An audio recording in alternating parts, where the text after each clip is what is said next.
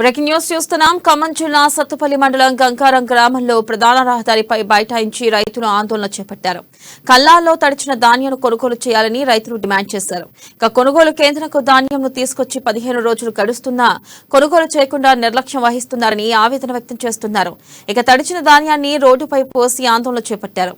అకాల వర్షం వలన ధాన్యం తడిచిపోయినా అధికారులు పట్టించుకోవడం లేదని, పంట ఎంత మేర తడిసింది అనే పరిశీలన కూడా చేయలేదంటూ అధికారుల తీరుపై ఆగ్రహం వ్యక్తం చేస్తున్నారు. తక్షణమే కొనుగోలు కేంద్రంలో ఉన్న ధాన్యంను కొనుగోలు చేయాలని, తరుగు పేరుతో దోపిడీకి పాల్పడుతున్నారని, వారిపై చర్యలు తీసుకోవాలని డిమాండ్ చేస్తున్నారు.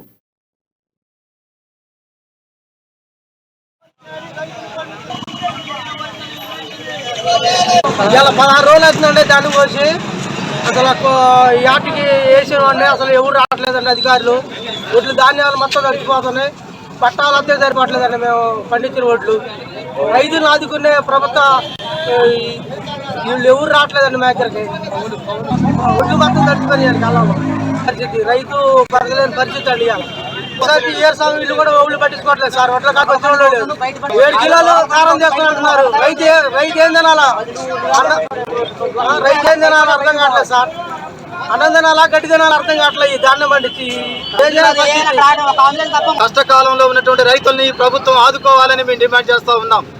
ఏదైతే ప్రభుత్వం చెప్తా ఉంది, రైతులు పండించినటువంటి గింజని కూడా ప్రభుత్వం కొనుగోలు చేస్తుంది, దళారీలకు వ్యాపారస్తులకు అమ్మొద్దని చెప్పేసి అసెంబ్లీలో రాజకీయ నాయకులు టీఆర్ఎస్ ప్రభుత్వం అసెంబ్లీలో చెప్పింది.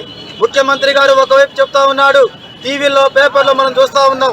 మొత్తం ఎక్కడైతే మొత్తం మార్కెట్ యార్డ్ తెచ్చారు తప్ప ఎక్కడ ఒక గింజ కొనలేదు.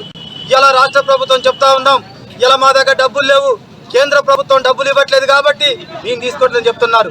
కానీ అక్కడక్కడ మిల్లర్ల దగ్గరికి తీసుకుపోతున్నది.